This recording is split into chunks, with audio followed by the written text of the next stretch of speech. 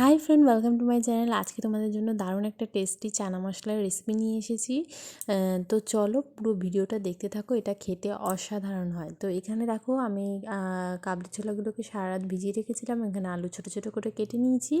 এবার আমি কুকারে সেদ্ধ করতে দেব। তার জন্য পরিমাণ মতো এখানে জল দিলাম।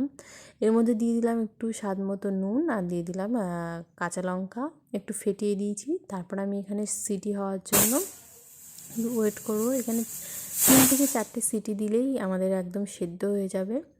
তো দেখো কি সুন্দর আলু কাবলিগুলো সেদ্ধ হয়ে গেছে।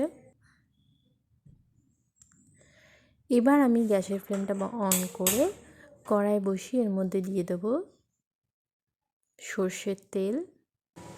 তেলটা একটু গরম হলে এর মধ্যে দিয়ে দেবো গোটা গরম মশলা, দিয়ে দিলাম 1 টিস্পুন জিরে, দিয়ে দিলাম একটা ফ্যাটানো শুকনো লঙ্কা, একটা তেজপাতা, আর দিয়ে দিলাম কুচিয়ে রাখা পেঁয়াজ। তো আমি এখানে 2টো পেঁয়াজ ইউজ করেছি। তো পেঁয়াজটা একটু লাল লাল ব্রাউন কালার হয়ে আসলে আমি এর মধ্যে অ্যাড করে দেবো টমেটো কুচি। সমস্ত কিছু ভালোভাবে ভেজে নিতে হবে।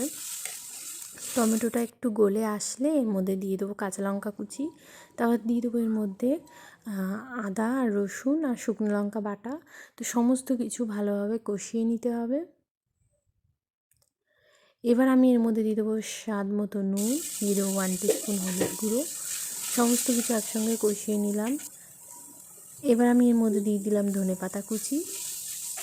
তো সমস্ত কিছু মশলার সঙ্গে ভালোভাবে কষিয়ে নিতে হবে। দেখো মশলাটা থেকে তেল বেরিয়ে গেছে। এবার আমি এর মধ্যে সেদ্ধ করা কাবলি ছোলাগুলো দিয়ে দিলাম। তো মশলার সঙ্গে ভালোভাবে কাবলি ছোলাগুলোকে একটু কষিয়ে নিতে হবে। এবার আমি এর মধ্যে পরিমাণ মতো জল দিয়ে 5 থেকে 10 মিনিট হাই টু মিডিয়াম ফ্লেমে রান্না করে নেব। তো লাস্টে একটু গরম মশলা ছড়িয়ে আমি গ্যাসের ফ্লেমটা বন্ধ করে দেবো। তৈরি হয়ে গেল আমাদের দারুণ টেস্টি চানা মশলা। এটা খেতে অসাধারণ হয়। তোমরা চাইলে রুটি, লুচি, পরোটা যে কোনো কিছুর সাথে পরিবেশন করতে পারো। যদি রেসিপিটা ভালো লেগে থাকে অবশ্যই লাইক, কমেন্ট, শেয়ার করতে ভুলো না। আজকের মতো ভিডিওটা এখানেই শেষ করলাম। সবাই ভালো থেকো।